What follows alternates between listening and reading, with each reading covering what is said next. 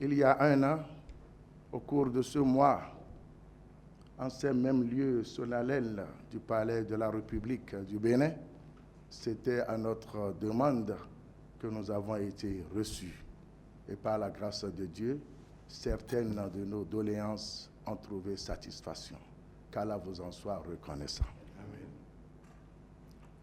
Aussi avons-nous la conviction qu'en venant à votre rencontre ce jour, en cette période critique de notre pays, que vous saurez encore une fois, par la grâce de Dieu, calmer le jeu en bon père de famille, afin que toutes les forces productives ou non de la richesse de notre pays retournent dans la sérénité en leurs différents postes de combat et avec la claire conscience que notre patrimoine commun qu'est le Bénin est un pays de dialogue et de compréhension, un pays de tolérance et de fraternité.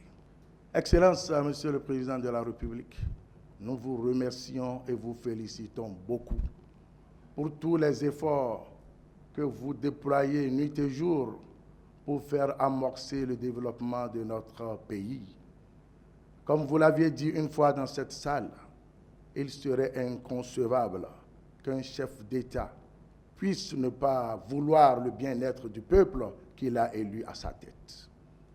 Alors, Monsieur le Président, jusque-là, vous n'avez accompli que votre devoir en tant que père de la nation, premier garant et responsable de sa mission. Même si cela suscite par endroits ou par moments des mécontentements, ce sont les risques du métier. Car quoi qu'en soit, la compétence et la bienveillance d'un dirigeant ou d'un chef d'État, il lui serait impossible d'obtenir l'agrément et le consentement de tout son peuple à la fois. Ceci relève de la nature humaine. À présent, c'est à nous, leaders religieux, d'accomplir notre part de responsabilité. Comme l'a stipulé un enseignement prophétique qui dit qu'il existe deux types de personnes dans la société. Quand ils sont bons, leur peuple est bon. Mais quand ils sont mauvais, leur peuple sera livré à la misère, que Dieu nous en épargne. Il s'agit des gouvernants et des religieux.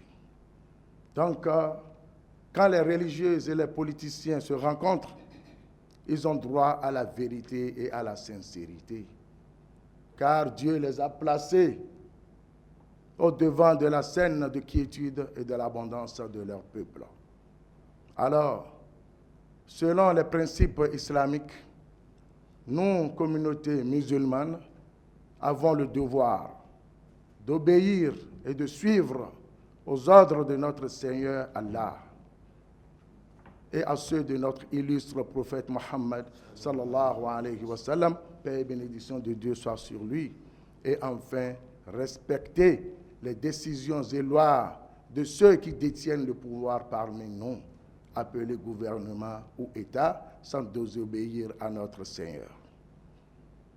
À cet effet, un bon musulman ne doit pas critiquer ses dirigeants, surtout quand c'est en public, mais plutôt doit prier pour eux, les conseiller si cela lui est permis, afin que leurs actions et leurs objectifs, qui sont sans doute pour le bonheur de la nation, se réalisent et se concrétisent.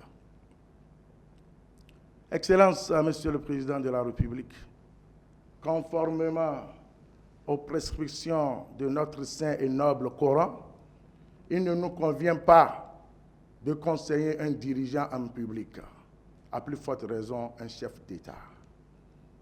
Raison pour laquelle nous, membres du Bureau exécutif national de l'Union islamique du Bénin, avons consigné dans ce document les différentes plaintes et doléances exprimées par nos concitoyens, dont l'écho vous parvient assurément à chaque instant, et que nous avions relevées, suivies de quelques propositions que nous espérons vous être utiles dans la résolution de la situation que traverse notre pays.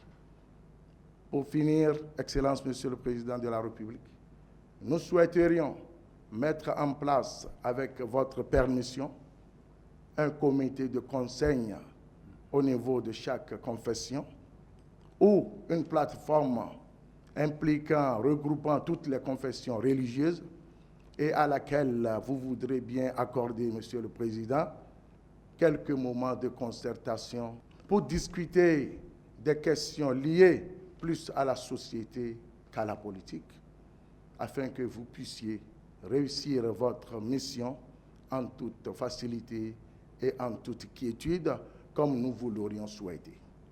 Nous vous souhaitons, Excellence, Monsieur le Président de la République, une robuste santé, une clairvoyance divine dans toutes vos différentes actions qui vont donner satisfaction aux attentes de la population et d'abondantes opportunités qui feront développer notre cher et beau pays, le Bénin.